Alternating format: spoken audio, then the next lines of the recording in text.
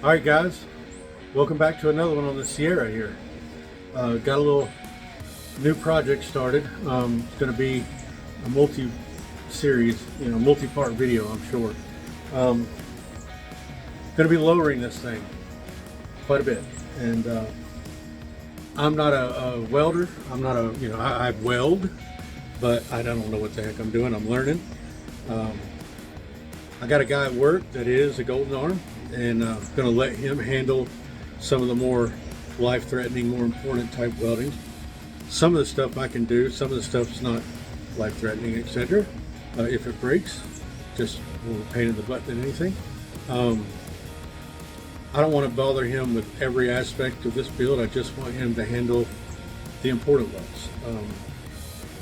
I am going to start off under the hood, as you can see.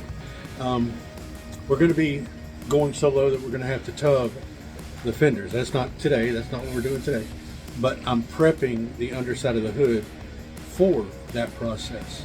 So I've got to move and relocate everything that's on top of the factory fenders.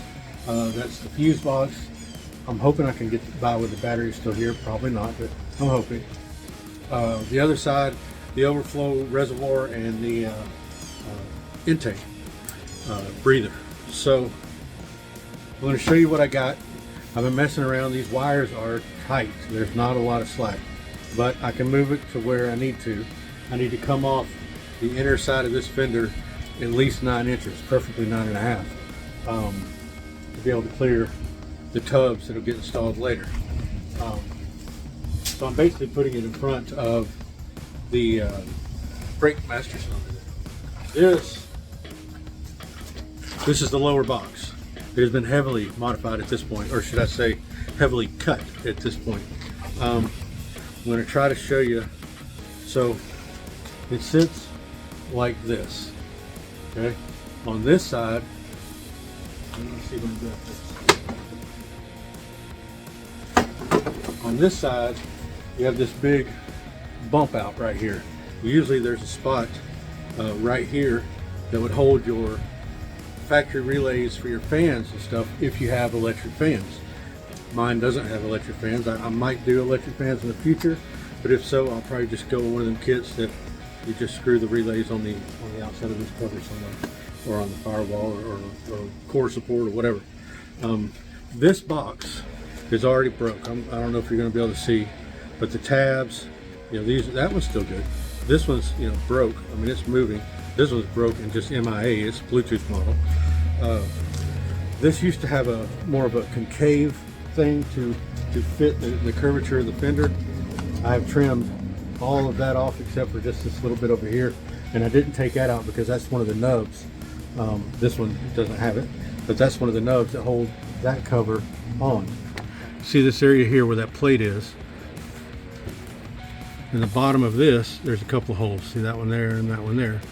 They correspond with those two thread inserts that you see. That's how that's going to be bolted to this truck.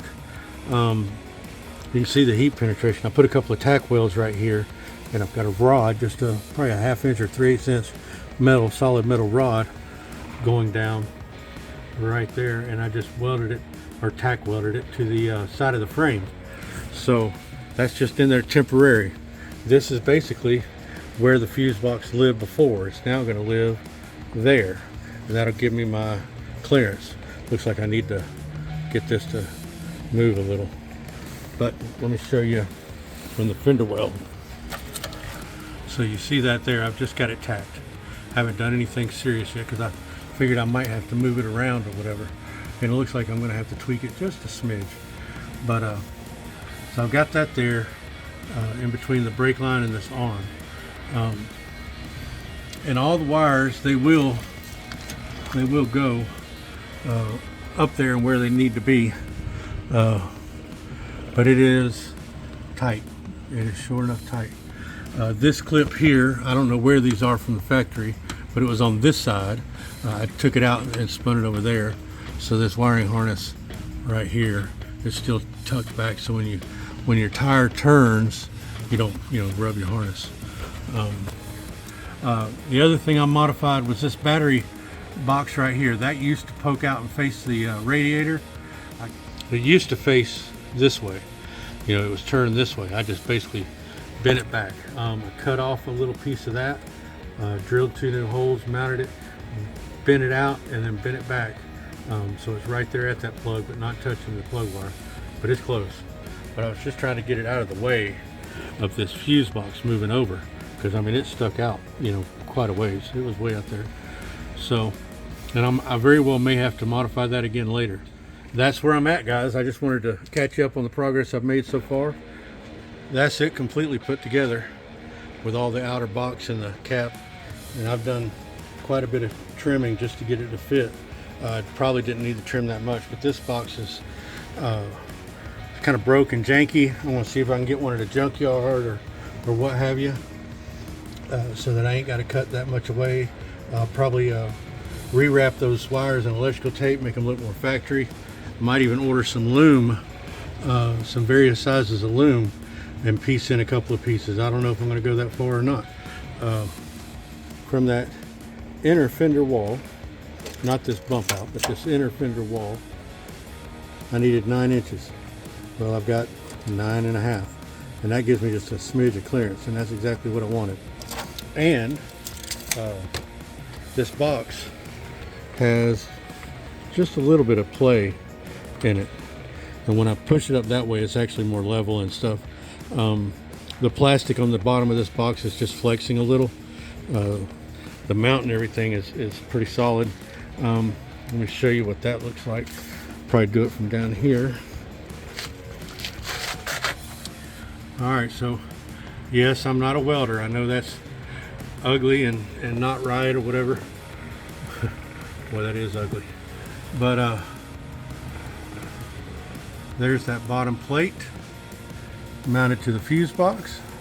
You see the threaded screws going, or the rib nuts, the screws going through the rib nuts, and that's what's holding it there.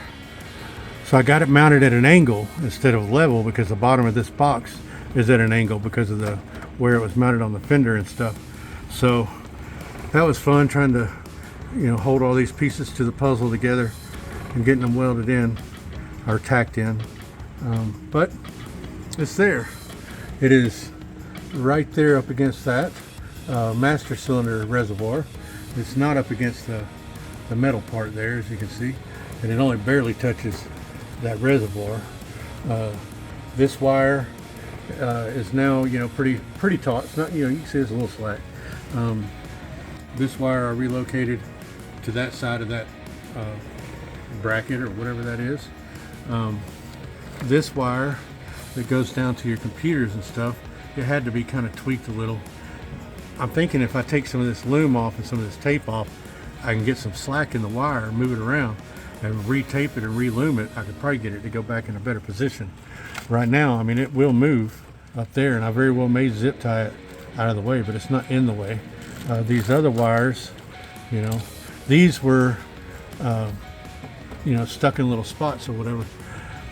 I haven't put them back yet. I've got a few in the bottom of this thing that's got to be put back in their places. But I just kind of wanted to show you what I've accomplished for this fender. So now we can cut this out when we tub it so that the tire can actually go up in here. I don't know if y'all can see this, but there's not any, I mean, this like immediately starts to taper, and this is only maybe 3 inches higher than the fender lip, so you can't really lower these things without cutting these fenders out. I might have to get rid of my squirters, windshield wiper squirters. I haven't figured out what I'm going to do. That's your computer right there in its cradle, kind of mounted to the battery support. I'm going to have to tackle that battery support and see if I can raise it, I don't know, an inch, maybe ½ inch, something, and then trim some of the tray itself off. But I'll do all that when it comes time to putting the tubs in, so I know how much clearance I need, etc. But I took this inner fender out to give me plenty of access, and it sure enough did. So what do you think, guys? You like it? Like I said, I know it's a little crooked. Another thing we're going to have to tackle is this coolant reservoir that's going to have to get moved. This air box, I'm hoping, I can't see down in there yet, but I'm hoping I can modify it to keep it, because that, let's see, my little true flow deal, that is an intricate part of this cold air intake hood. So this is a true ram air hood. It comes down and meets up with that. So I'm hoping I don't have to get rid of this. I really enjoy having cold air intake on here, but gonna have to move this. Hopefully not this. And that's next. I think here in just a second, I'm gonna go ahead and take my rear end apart, the differential cover off, drain the fluid and stuff, take one of the axles out. I got to measure it because I've got to shorten my rear end. These wheels and tires, those are 22 by 9s with 265/40 22s on the front. I thought they were wider than that. These are 22 by 11s with 305/35 22s, and they will not fit up in here. They just will not. I mean, I might be able to squeeze them in there. You know, I don't want to trim or roll the fender. I'm just going to shorten my axle.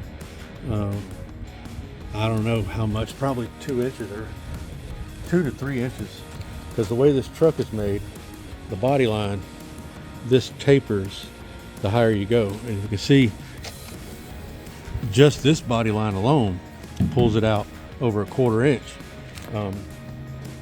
And then from here up to here it tapers in, and then from here on it really tapers in. So I took a what do you call it, a carpenter square or T-square or whatever, put it on here and got it level, you know, just laid it up here, laid it on there, and just put a level on top of it. And it was 3 inches from this little crown of a body line out to the same distance as that fender lift. There was 3 inches difference. So I don't know if you can tell how close my tire is, but you know, I probably need to go 2.5 to 3 inches inward. I got to get this front end back together real quick and then jack up the rear end. Oh, and hey, let me show you. So in order to weld in a storage facility, you know, that you only have like a 15 amp breaker or whatever it is that they use just to be able to have lights in here. Yeah, got me a generator and you know, bottle of gas, all that good stuff. I don't weld often. I really hope to become more of a fabricator, and with metal especially. I really enjoy that side of DIY, and I have my whole life I've always been into wood only, so I'm looking forward to this metal stuff. Definitely got to learn how to weld though. Good Lord. Hope y'all are enjoying the progress so far, guys. I'll get back with you when I get something else done. All right, guys, so told you I was going to check the axle and take the differential cover off and take the axle out and everything, so I can measure them and get my new ones ordered. So that's what you see right here. Got the wheel and tire off, caliper off, got the cover off down under there, new fluid and stuff. There's a little bit of stuff on that magnet there, but it ain't bad. Not bad at all. If you never taken one of these apart, they have a C-clip right here inside the differential. So you got to get both tires off the ground, spin it, and then you'll push in and out on the axle, and you'll eventually hear that clip fall in the differential. Then you can just slide the axle out.